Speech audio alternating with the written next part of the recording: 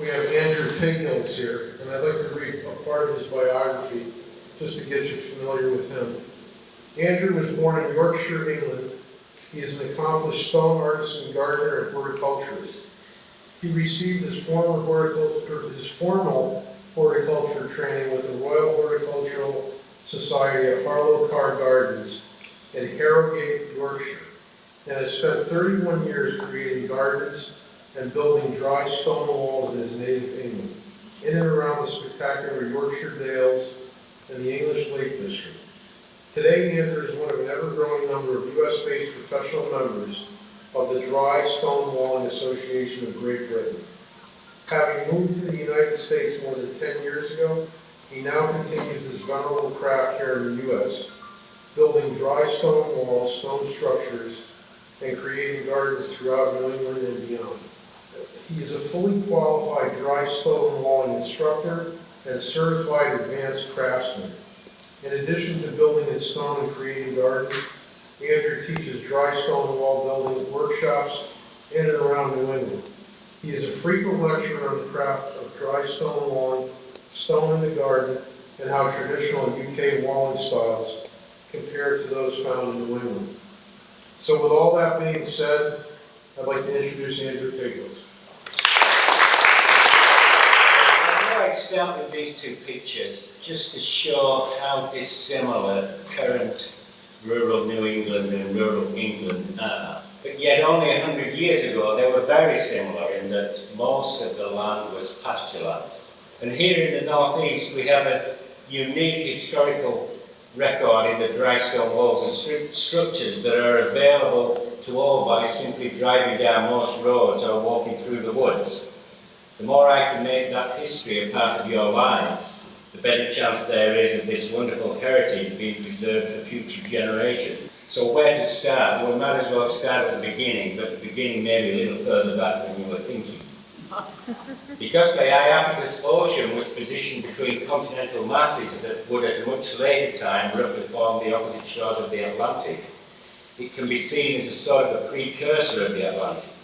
The Iapetus Ocean was therefore named from the Titan Iapetus, who in Greek mythology was the father of Atlas, after whom the Atlantic Ocean was named. At the eastern end of the Iapetus Ocean was what is now the Solway Firth, which divides England from Scotland and into which runs the River Eden. On the western end was the Connecticut River Valley. This narrow white line is the only visible remains of the Iapetus Ocean. When we compare the previous photo, which is from the Isle of Man, a small island in the Irish Sea between the UK and Ireland, and this photo of Portland brownstone, you will notice a definite similarity. Here is a brownstone arch and a wall in Greenwich, Connecticut. And here on a smaller scale we have a section of wall built from red sandstone, as it is known in the UK, of the Eden Valley or Vale. Remember earlier I said the River Eden ran into the Solway Firth, at the eastern end of the Iapetus Ocean. This section of wall is part of a larger display of regional variations of wall building in the UK. As you can see, most of the sections follow a similar style. There are one or two exceptions. There is a similar display on this side of the Atlantic at the Stonecrest site near Brattleborough, Vermont. The first exception being Brathay Flags, huge pieces of slate from the Lake District, an area of the UK on the west coast just below Scotland, make a pretty substantial barrier. And here in the US, used on a different plane but a very similar stone. Small pieces of slate used in a very decorative style, unique to Cornwall, a county on the very southwestern tip of England. The Cornish hedge, in which the heart or centre of the wall is filled with soil to support grass, shrubs, and as this picture shows, even full-grown trees, would never survive harsh winters, and the heaving resulted from hard and prolonged freezing.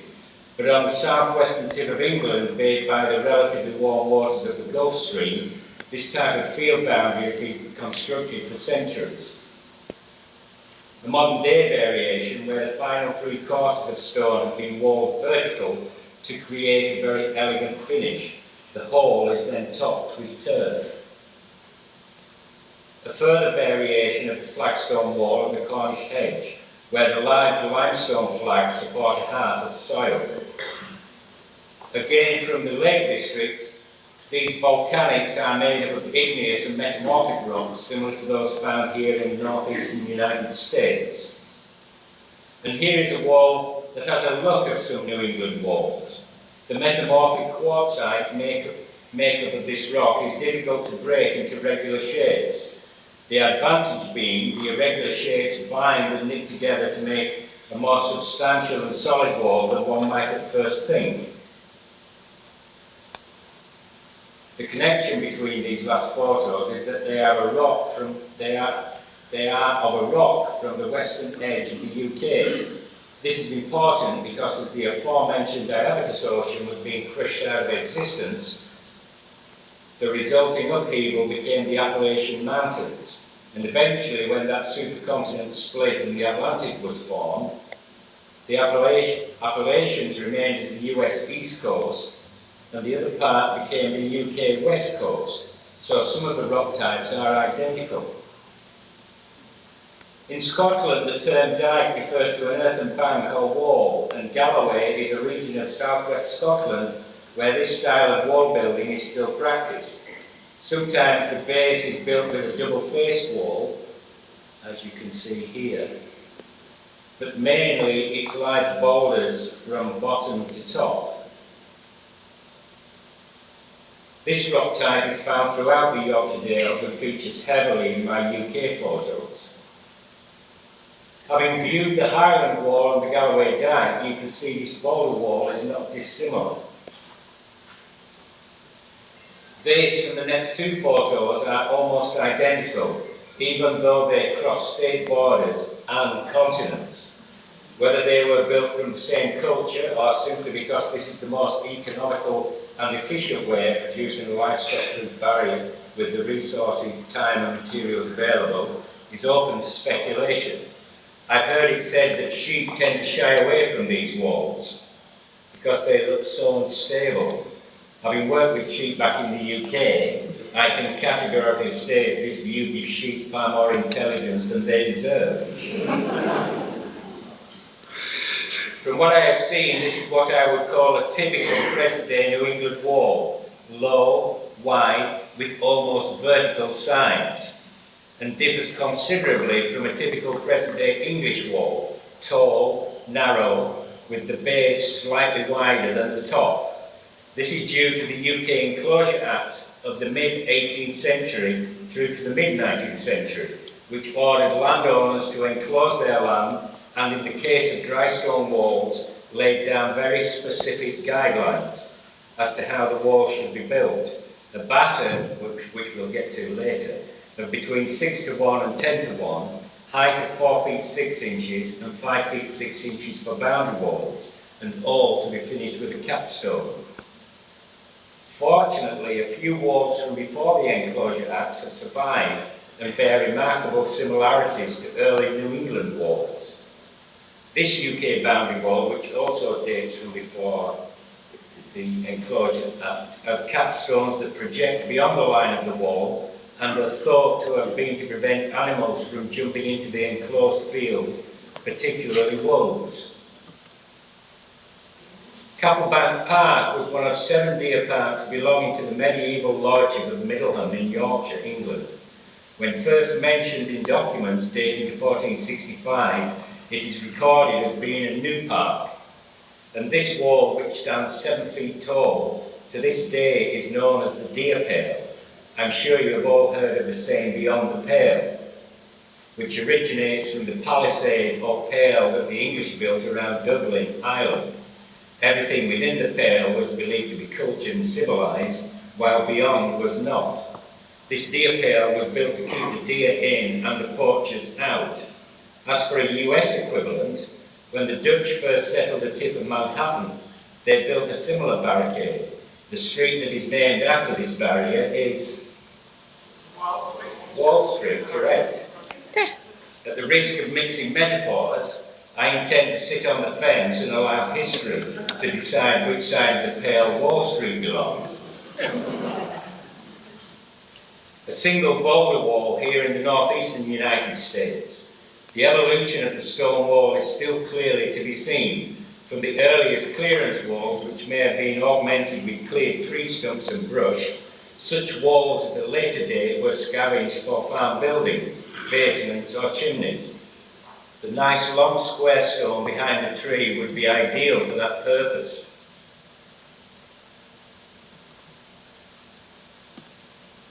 Sometimes the opposite is true, and if a building is no longer used, as with Whitby Abbey after the dissolution of the monasteries under King Henry VIII, then such buildings were scavenged for other uses.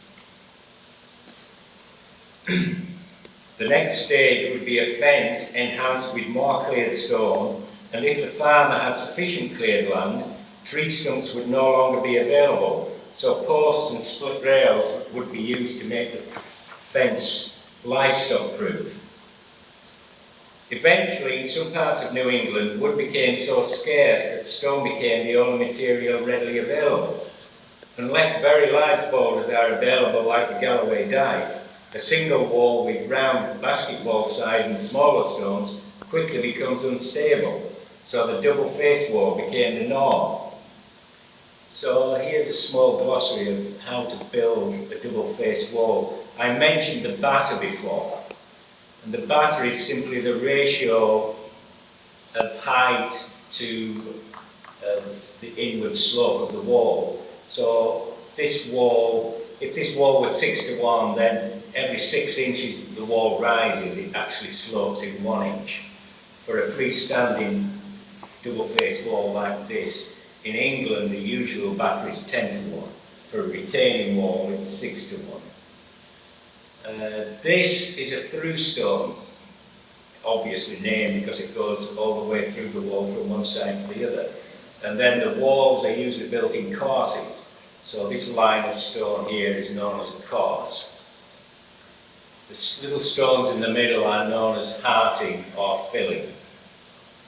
Now here's a good example of a double-faced wall. You can clearly see the row of through stones, 1, 2, 3, and then these flat stones on the top. If the vertical capstones aren't wide enough to reach across the width of the wall, then you can place capstones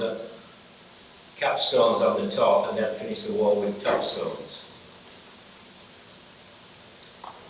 So actually repairing, there are a few simple techniques that have to be adhered to if you're going to build a dry stone wall. If we look at this section in the middle first, always ensure that each stone touches the one beside it as much as possible.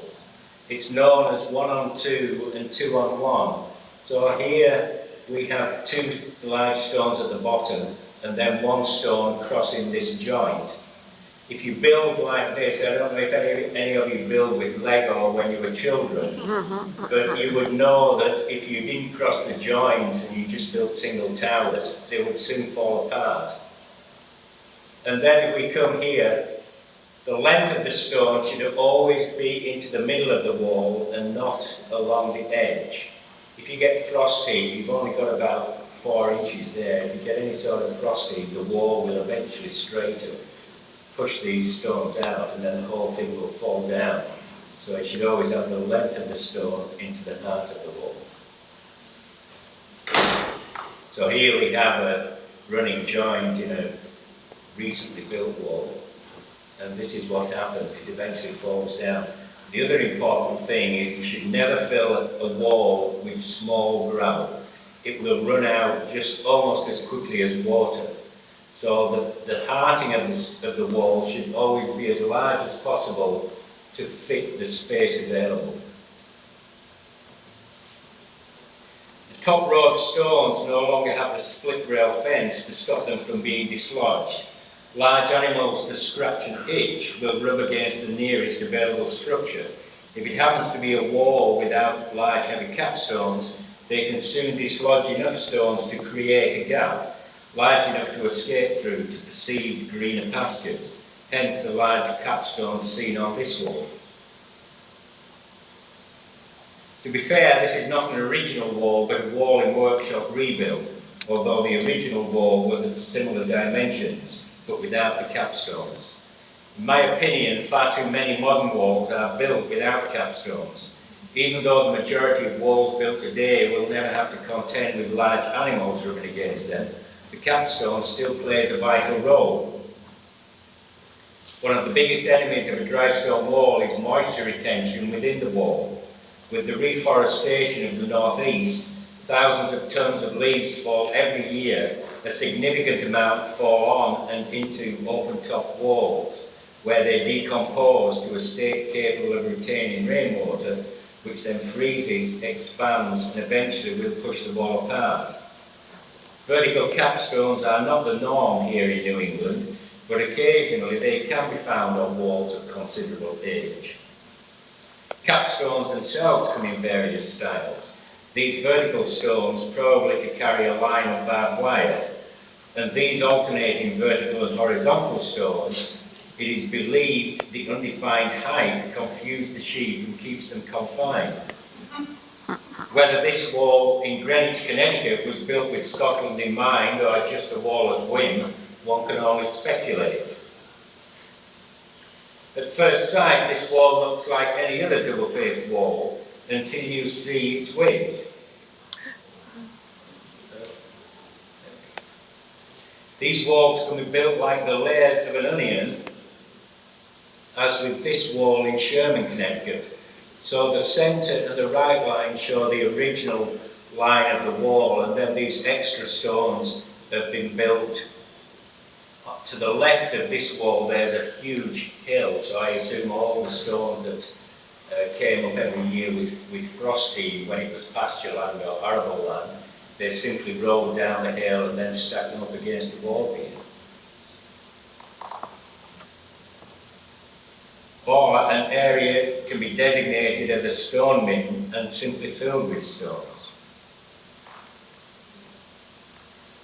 I was so excited when I saw this particular wall because it reminded me of a laird's wall, the only one I have seen outside Scotland. This one is at the John Jay Heritage Centre, the John Jay Homestead in New York. A laird or lord's wall has two very distinct sides. The side that the laird sees from his house or castle, which is built with nicely faced stone, and the other side, which in this case faces the farm buildings, while structurally sound, is built with more random stone.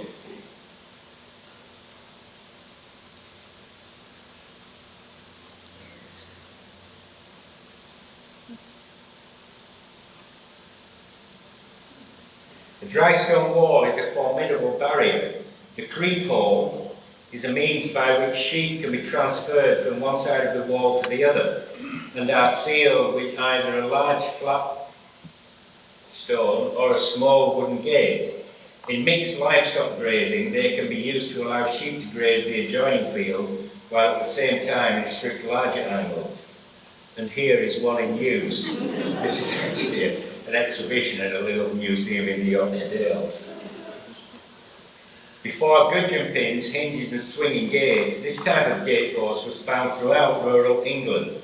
This particular gateway, by removing the two bottom rails, could be used like the creep hole, allowing sheep access while restricting cattle, horses, etc.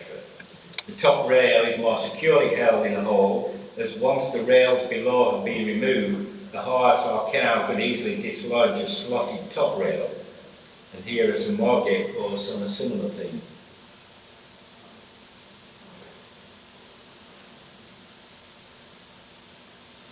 For bipedal egress, styles with an I in various styles with a Y suffice.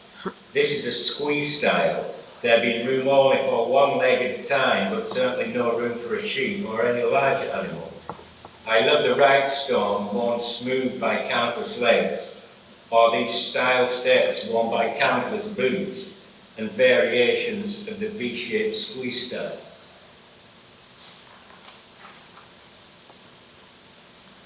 In the UK during the Middle Ages, when only a few churches had consecrated ground, coffins from outlying districts had to be carried several miles to be buried. This coffin style, wide enough for the coffin to be supported on the central pillar while the bearers passed either side, is along the route of what were known as corpse roads. Where no walls hindered passage, coffin rests were placed at intervals to allow the bearers respite. Or simple coffin stones, this one on an old packhorse route over the Yorkshire moors, or this one near Dove Cottage, the home of William Wordsworth in the English Lake District. And then on to the lich gate. Lich, derived from the Anglo-Saxon lichi, meaning corpse, also gave the name to the burial ground itself, and probably better known to you as the place named Lichfield. A mile marker is another use of the stone post. This one is found on the Boston Post Road, 23 miles from New York, and this marker 6 miles out of Boston on the Upper Post Road. Or this one in Essex, Connecticut, out by Route 9, which looks to be of a more recent vintage. On the moors above Ilkley in Yorkshire, this milepost, although old, certainly postdates the Roman road it is sited on. And this marker from Cornwall, England, with its archaic measurements, reminds me of 90 Rod Road in Clinton, Connecticut. A furlong being 220 yards or 1/8 of a mile, its original meaning was the length of a ploughed furrow. Before the pole and rod are one and the same, measuring 5.5 yards or 16.5 feet. This measurement was taken from the battle pikes of the late Middle Ages. Similarly, this stone marks the edge of Knaresborough Forest, a favourite hunting ground of King John. These posts were regularly moved by unscrupulous landowners, so a more permanent solution was found. Where two walls come together mark this boundary, and just to make sure there can be no mistake, we have two walls of different design, plus a marker stone for good measure. Often found in old walls, especially walls built before the introduction of the now familiar Langstroth beehive, were bee balls, which in turn held the bee skep, or like this barn in the Yorkshire Dales with the bee balls built into the gable end, and a more modern day sculptural piece that still serves the same purpose. I was awfully tempted to put the picture of the sheep before this one and say, so we go from the sheep butt to the shooting butt, but I didn't. Every year on the 12th of August, the first day of the grouse hunting season, the moors of England and Scotland are filled with the report of shotguns as the grouse are driven toward the waiting guns in the shooting butts, here lined with line to protect the gun stock, and are of a similar design to the UK sheepfold and the US town pan, which proliferated throughout colonial New England. Would anyone care to guess what these are? You can see how this one's been cut out to allow the wooden stocks to slide between the two stones. So these are the old stock posts from a little village called Ayrton. This one must have been of a more civilized village because it actually has a seat for the offenders.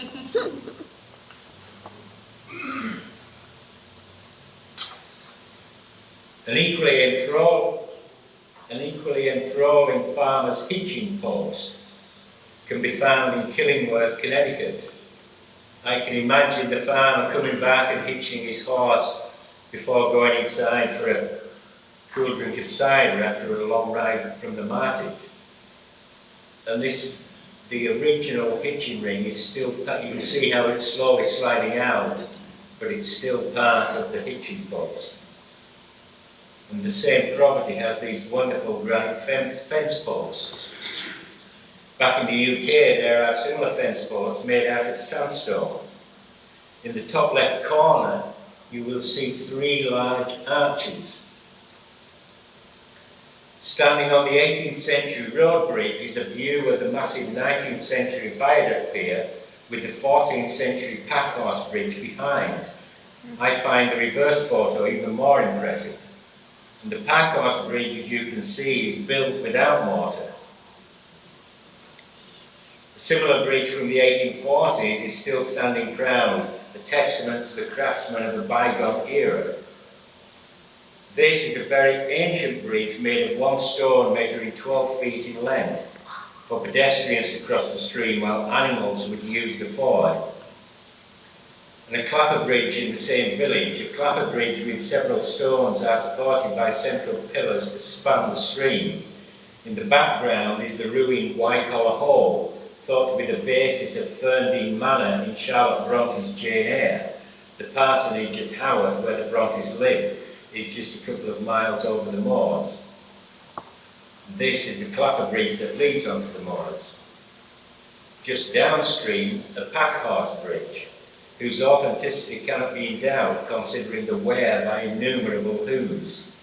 As an aside, for many centuries along green roads like this one built by the Romans, the packhorse was the beast of burden before the turnpike and the railways allowed for speedier travel.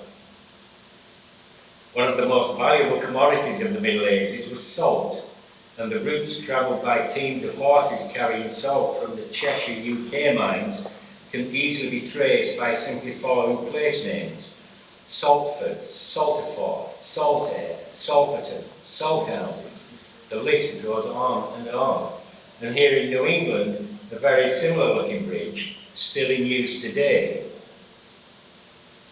While dry stone bridges are few and far between, stone bridge abutments can be found throughout the New England woods. You can actually see the line of the old road. This is just off 148 between Durham and Chester. The new road is right here. Before the enclosure walls seen here, pathways ran for miles across open moorland. This waypost, erected by the monks at Fountains Abbey in the 13th century, was to mark their way from Abbey to Sheep Grange. In the 1950s, for fear of damage from farm machinery, the local council decided to move the post from its original position, which was by the red metal gate. Unfortunately, during the move, they broke the post, so only the base is original. And I put this picture here just to show, this is the old Monks Road, just to show you how thousands and thousands of feet have worn this path 18 inches below grade. This is now part of a country pathway called Pennine Way. And the remains of the abbey from whence the monks would travel. In the mid-17th century, the plague swept through the UK and particularly through Leeds in Yorkshire, killing a fifth of the population. This plague stone was originally sited in Chapeltown on the northern outskirts of the city and remained there until 1910. During the plague, the system was filled with water and vinegar into which local people placed their coins and were retrieved by the trader in payment for produce left nearby, in the hope that the plague was not passed on.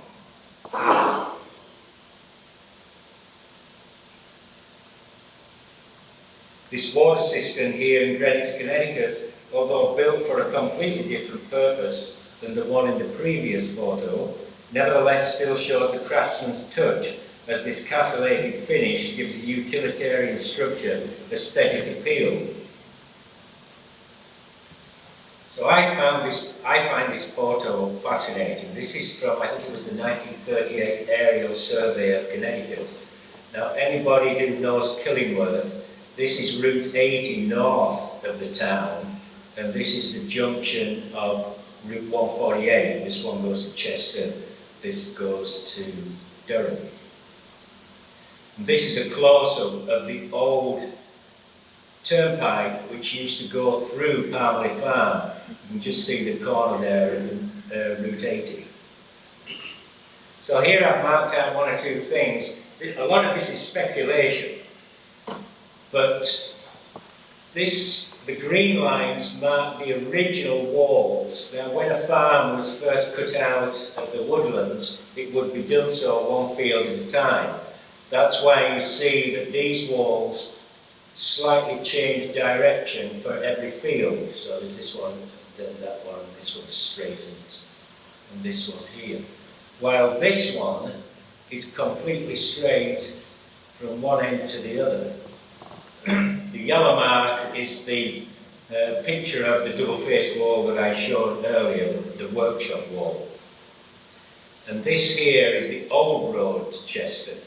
Now there are two things in particular that I'll get to, this blue spot here and the black spot. We'll go to the black spot first.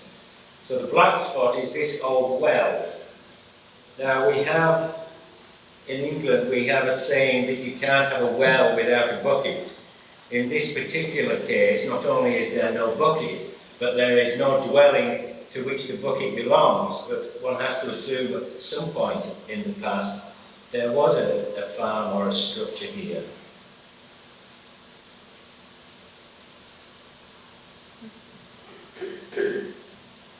At first sight, this looks not. This is the blue spot, which is at the junction of the old turnpike and the old Chester Road. And at first sight, this looks nothing more than a pile of stones next to a wall, and it very well may be. But as its position is squarely at the junction of an old turnpike road, so here you can see the line of the wall, and then there's this little section that stands out, and the Chester Road goes up in that direction.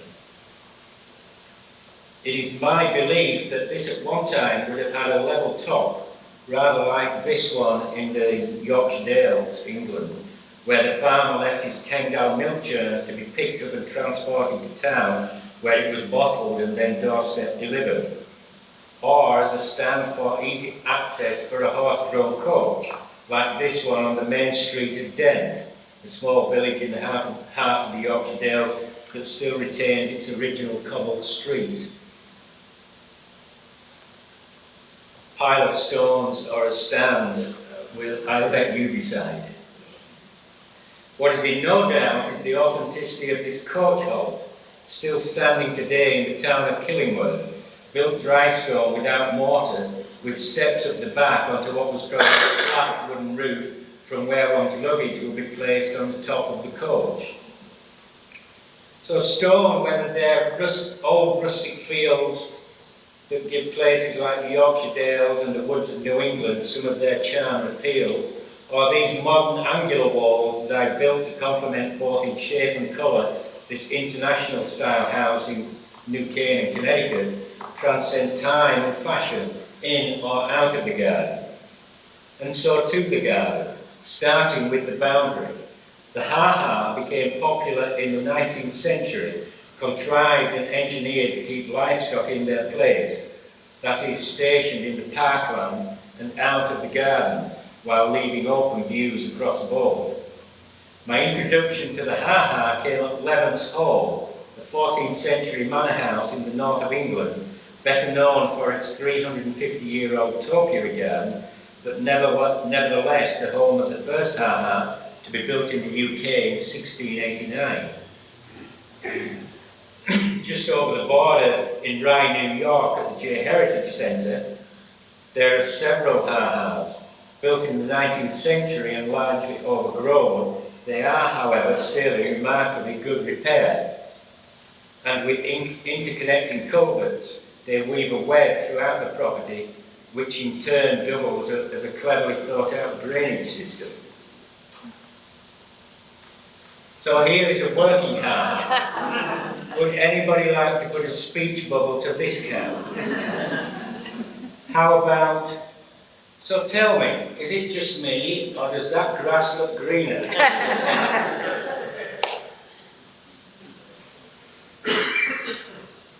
Where function meets art, this Andy Goldsworthy installation is on an estate boundary wall adjoining a public road, making it available for all to see.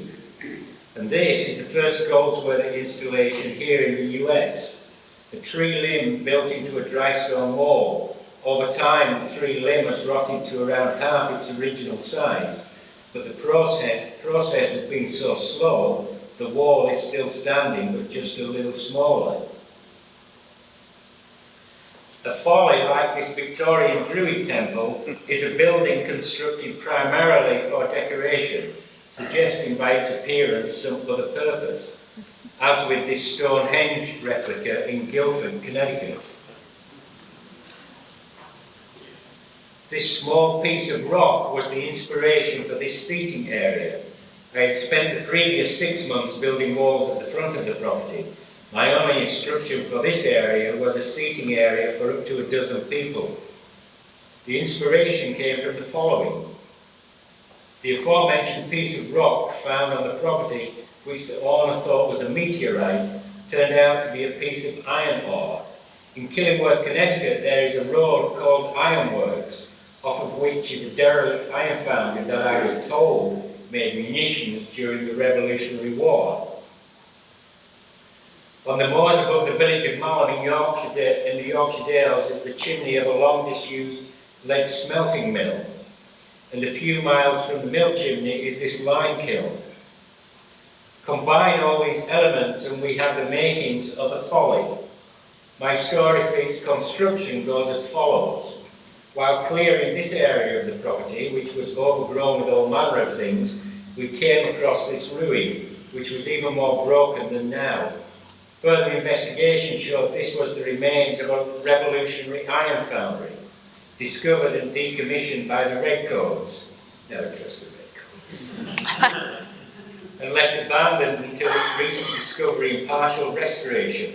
A folly indeed. So here you can see the arch similar to the arch on the lime kiln, and the circular walls here which are reminiscent of the lead smelting mill. And here I put a stile in the retaining wall to allow access from the road. Sometimes mortaring stonework is necessary or desirable. There are several ways of doing this. Here the mortar is placed behind the stone, giving a dry laid look. And here the mortar is darker coloured, which enhances the stonework. An undefined look is achieved by matching the colour of the mortar to the stone. And here the lighter coloured mortar is highlighted. To my mind, even this rather messy finish is enhanced with the addition of trailing vegetation. As with this lakefront cove, the junipers will grow and soften the stonework, although you can get too much of a good thing. We built this stone feature to hide the large concrete block wall that terraces the property. I think you will agree the flowers add to the beauty.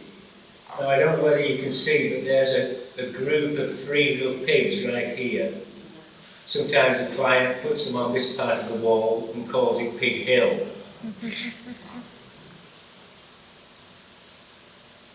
Trees are one of the biggest enemies of walls. A seedling will blow into a crevice at the base of the wall, and if it escapes the eye of a grazing herbivore, will eventually push the wall over, or worse, fall across the wall and crush a greater length of wall. Occasionally, the irresistible force meets the immovable object, and which will be the eventual victor in this encounter? And which bright spark could ever imagine this to be a good idea? So this was a fascinating project from earlier this year.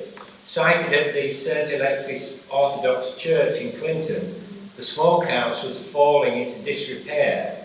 Unable to fund its upkeep, the church allowed the Clinton Historical Society to dismantle and rebuild across the street at the old brick, home of the Historical Society.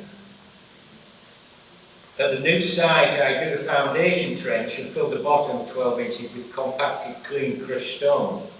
The large stone in the foreground was a good 12 to 15 inches below grade at the original site, but as its position was below the doorway, I assumed this was the original threshold stone. And as it was of considerable weight, I placed it close to the rebuild so it could be slid into position once the foundation was in.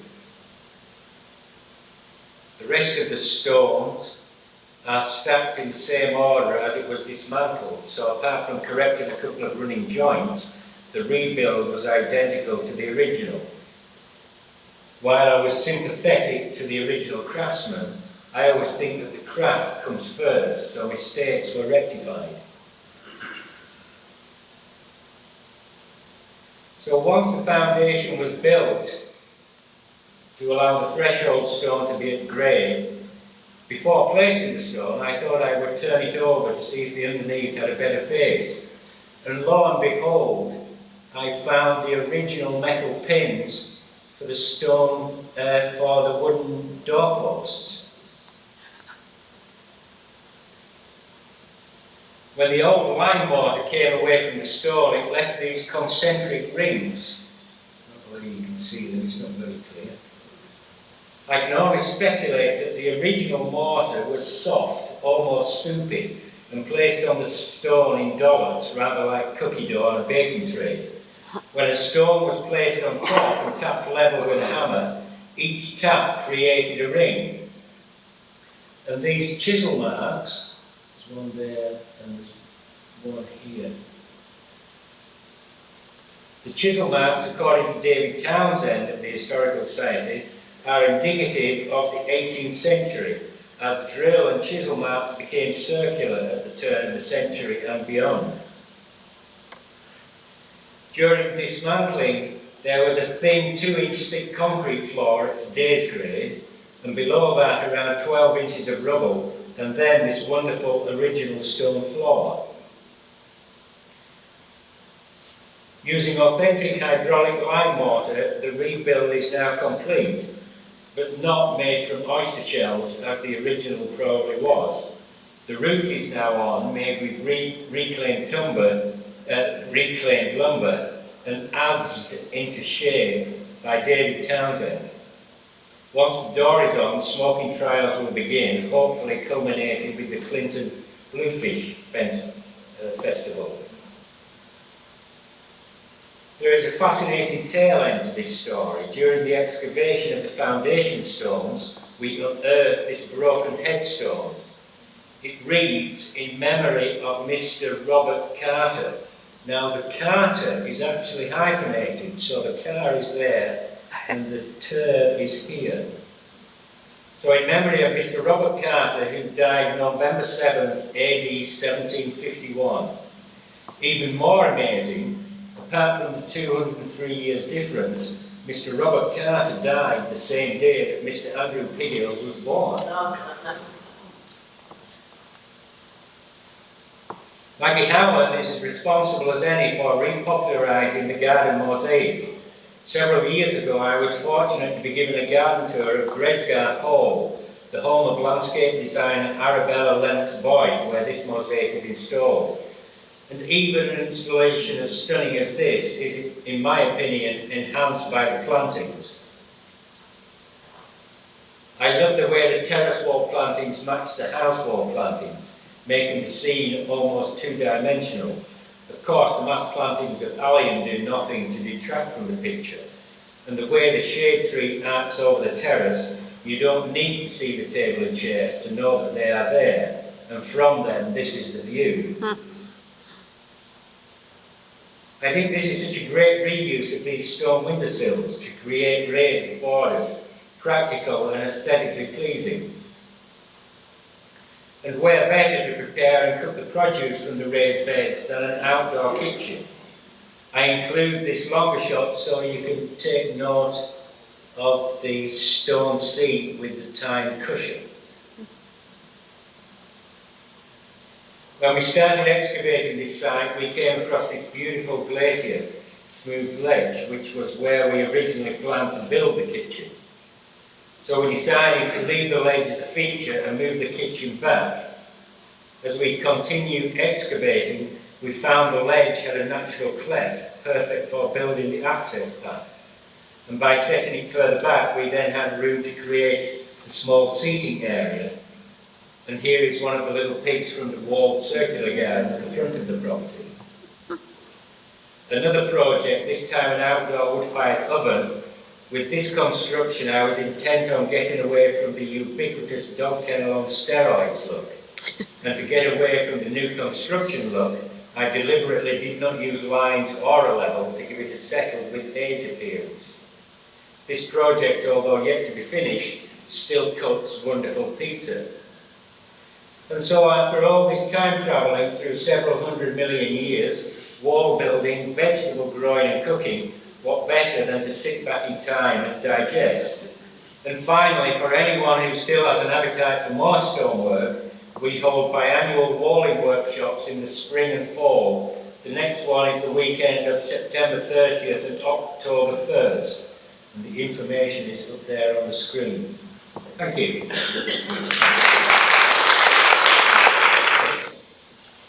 Excuse me. How tall are fieldstone walls in New England from your survey experience? Well, most of the modern ones tend to be low, but there's an excellent book by, I can't remember the name, it's called Sermons in Stone. And she researched that back in the late 18th century, walls had to be 4 feet 6 inches high. But obviously those were built a long time ago, and walls, rather like humans, as we get older, tend to get a little short and a little wide. So, you know. When you say high, was that based on some regulation? I think it was basically just to keep livestock in your property and out of others. We go to Martha's Vineyard in the summer, and I've noticed a lot of tall walls there. I've always wondered. Now when you say, how tall? About 5. Right. Yeah, I mean, I built walls, I think the tallest wall I built is 13 feet. The bottom 5 feet was retaining wall, and then above that was freestanding. Yes? Some of the walls that you showed were 5, 6, 7 feet high with some fairly good-sized stones. How do you get those stones up that high? I usually get somebody else to move. You know, it's amazing how quickly you can raise a stone just by prising it one side at a time and then putting some wooden structure underneath it. You can soon raise it 3 or 4 feet. And what you have to remember is that back when those walls were built, everybody worked on the land. You know, there were no, or very few big towns. So everybody worked on the land. So you might have 10, a dozen, 15, 20 people working on a dry stone wall. Yes? When they made your stone domes, did they wood grip it? That's what I do. You know, I mean, the pizza oven that I showed, that has a brick dome. Yeah, remove the brick. Right. Oh, you just burned it. Referring to like a wooden frame to work around? Yes. Rather like, if you can imagine, sort of curved piece of wood, rather like the spokes on a bicycle. And then you just build it onto those pieces of wood. You have to remember to pin it, and then when you pull the pins out, everything drops down, and you can just pull it down. If you don't pin it, then you're sort of still. So each stone supports itself. Why do you think they break now? Correct. Yeah. Strong. You can't get a strong construction in a dome, providing the walls don't. Right. It has to be supported. Yeah. Yes. I wanted to know about cutting the stone. Do you cut it or just use stones that are already formed? Majority of stone I just use as is, but occasionally you have to cut stone. And you can use this presentation keeps changing, and because I wanted to concentrate more on historical stonework, I cut out the piece where I show all the tools. But modern day chisels are now, they have a carbide tip. Carbide is extremely hard metal and keeps its edge a lot longer, so it's reasonably easy to cut stone with chisels. They actually make hammers now with carbide tips. So you just cut the stone down. But I also have pins and feathers where you drill a hole, and then you put in two feathers, and a pin in the middle, and then you knock the pin, and it slowly increases the pressure and splits. All the 6 inches? Sorry? Are they all 6 inches? No, these are only small pins. I don't break huge rocks, so I think the hole is 3 to 4 inches deep. And you have refound No, these are metal. Yeah, I was gonna say, I should have kept it in, but it just makes the presentation too long. But it's amazing how you can split big stones just by pressure. Yes. Like in Peru and Cusco, they have these immensely carved and I know, have you seen anything like that elsewhere in the world, or have you studied any of those? I haven't. I mean, the stone was reasonably soft, which makes it easy to work, but the amount of work that went into shaping those stones. I mean, even now, those walls were built, 500-600 years ago at least. And even now, some of the joints, you can't even get a credit card into. It's incredible. The craftsmanship is beyond. It is. It's simple, yes. Being very fond of using time in cooking, I was rather taken aback by you sitting on it and wondered if it could be used for cooking after you've been sitting on it. Couldn't you use moss instead? That would be just as soft. For cooking? No, for sitting. I know.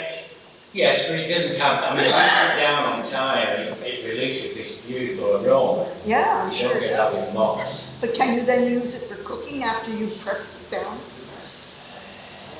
Still got to Right. make another book. I would think, yeah, I think that's personal choice.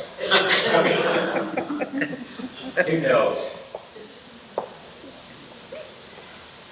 What was the basis for the Enclosure Act, that all land had to be in? Oh, because before the Enclosure Act, it was an open field system where everybody just grew their crops together and pastured their livestock together. But as land became more valuable, as the population grew, then it was deemed that it would only be fair to enclose your own plot of land. Are the capstones heavy enough that they can move even a vertical or something? Right, one, they are heavy, but two, they are placed, and so they wedge tightly against one another, and friction stops them from moving. Certainly more than a cow or an oxen or a horse that can move. Yes. I had a question about what was called bebots, Oh, the big balls? bebots, Yeah, that are put in, like, cutouts in walls. yeah. At the Harrison House in the basement, we have cutouts in our stone foundation, and we haven't figured out what. On the they're for. inside? Inside. Probably just for storage. Okay. Because if they were in the outside of the wall, that would be the coolest part, so it was probably where they stored, who knows, maple syrup. There's one on each wall in the basement. And Right. they're just, these are like built-in little cutouts. Right. If it was on the inside, I would think it was probably for storage. Just simple little Yeah. storage. They're not big. And there's no outlet for a fire or anything like that. No. It's been a mystery. Right. And it will probably remain so, but you can make up your own story. Okay. Yeah. Yes.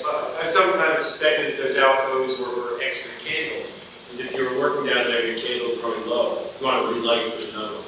Yeah, could easily be. Slew to do that. So what's your favorite stone to work with? You talk about a good dozen different types.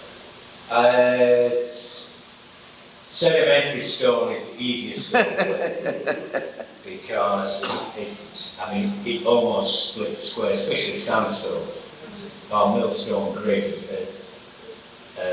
That's really nice to work with. But as a professional, because the stone is easy to work with, then I will work it. and I will get those joints as tight as possible. Whereas if you're working with granite or schist, which is more difficult to work with, then I tend to use the stone as is, although with the modern carbide tipped tools, it has become more easy. In your mention of the corn laws, I think you mentioned the corn laws at one point back, the enclosure laws. Are those tied together, or did I mishear that? I didn't mention the corn laws. Oh, okay. I didn't mention corn wall. Not the corn laws. Oh, okay. And I've seen other styles which are wooden steps that run up the side of the wall, and you step on top and you come down the other side. Right. I haven't seen that. And one other note, Branford had its own log iron, so there was a log iron kind of the south end of the salt install. Oh, excellent. Long time ago. See, I've heard when I was building a little smokehouse, I heard David talking about. Some of you probably know David Townsend, but he was talking about bog iron, and I have absolutely no idea what bog iron is. It's just that it's an accretion of iron that is pure enough that you can put that into a boundary and get usable iron out of it. And was it found in bogs? Oh, yes, exactly. Oh, okay. Yeah. Right, that makes sense. Just in chunks, and people would go through and find those, and I think those are found. Right. Any more questions? I'll add one more note as a cross-organizational thing. For anybody who hasn't seen Branford selectmen stones, those are up in the new property, Red Hill Woods. And those are fascinating. Like the boundary fences you talked about in the marks, the selectmen of Branford and Guilford would walk the boundary together and put down stones with carved their initials to show, yes, we checked the boundary and we agreed that it's in a certain place. In the little village that I used to live in England, which was Hellifield, they used to do that every year, just to mark the boundaries. I mean, they didn't actually mark the boundaries because all the boundaries are marked, but they still walk the boundaries every year.